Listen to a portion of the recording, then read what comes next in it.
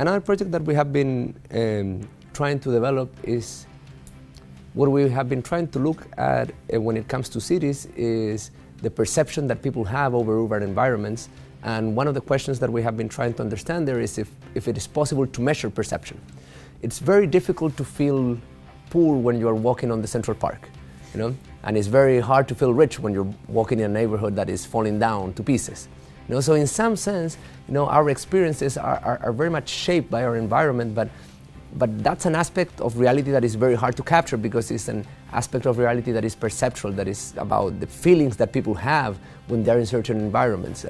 And usually the quantitative data that we have, is not very good at those dimensions. So what we have done is we have created a project that helps us collect data on those dimensions to try to understand how the perceptions of cities is distributed spatially and how cities compare with respect to each other when it comes to perception, which cities are perceived to be more unequal, meaning that there are some neighborhoods that maybe look very safe or very upper class or very modern, and there are other neighborhoods that look quite the opposite, and how that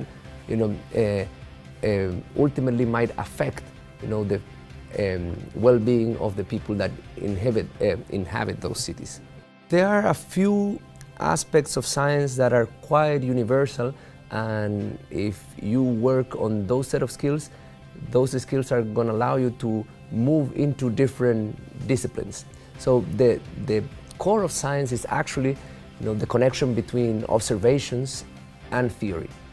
And that's something that all fields of science practice. And in physics there's a long tradition of developing theories that are mathematically quite sophisticated and generating observations through experiments or natural observations that are often very non-trivial, and finding ways of connecting both of them so you are able to identify the theories that are correct. When I started working in physics, one of my first interests was in actually complex systems, and that quickly got me interested on data, on big data. I started working in the beginning in Dana-Farber on data on gene expressions and cancers. Then I started working with mobile phone records, and we did papers in which we look at the mobility of people and we look at social networks using mobile phone records. And then that's what got me started working with data on international trade as a way to understand the evolution of the network that connects countries to the products that they export. So ultimately, in all domains of science, you're always going to have this necessity to build a bridge between theories and observation. And in my work I have focused on finding different ways of developing these bridges, of finding different ways of representing data and finding different ways of theorizing about the way that the world will look if we would look at it from that perspective.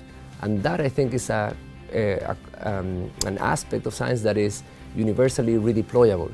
And now that new and vast data sources are becoming available, I think that is also an aspect of science that is inviting to innovation, because these new data sources require us to develop perspectives that are different from the ones that we needed to develop for the data sources that we used to have in the past.